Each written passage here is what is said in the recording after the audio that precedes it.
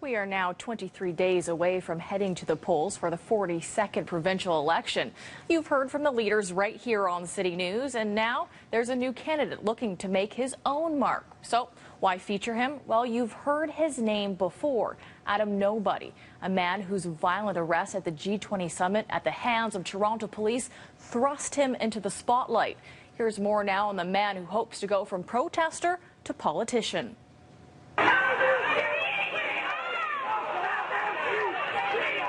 He's the man at the bottom of this pile of Toronto police officers. This video of the violent arrest of Adam Nobody during G20 protests would make him a somebody in the eyes of activists, police, and their lawyers. Now he's taking his 8-year-old campaign for accountability and expanding it into a campaign for MPP for the riding of Spadina-Fort York. There's, nobody cares, nobody's perfect, nobody cares about you, nobody can do it better. Puns aside, Nobody is a newcomer to politics.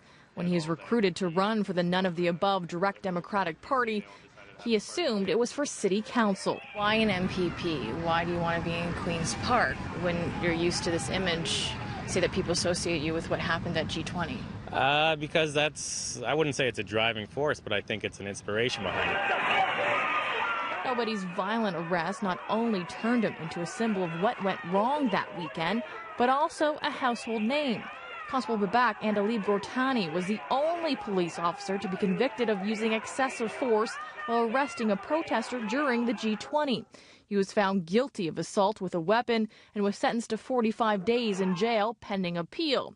The Superior Court judge later upheld that verdict, but reduced the sentence to a year of probation and 75 hours of community service. Being an MPP would give Nobody an opportunity to reshape the Police Services Act, the law governing the conduct of police officers in the province of Ontario. Yet, living near Toronto's popular Trinity Bellwoods Park, he's more focused on sky-high rent and hydro prices.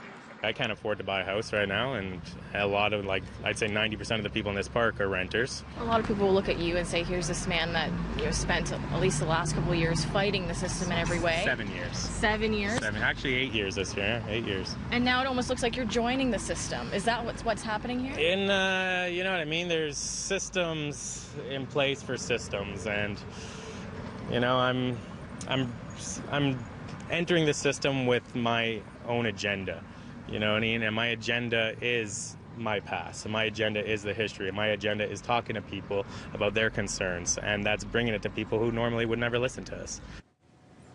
Now, the deadline to enter as a candidate is tomorrow at 2 p.m. Stay tuned to City News throughout the next 3 weeks. We'll be doing more riding profiles and talking to local candidates. It's all leading up to the election on June the 7th.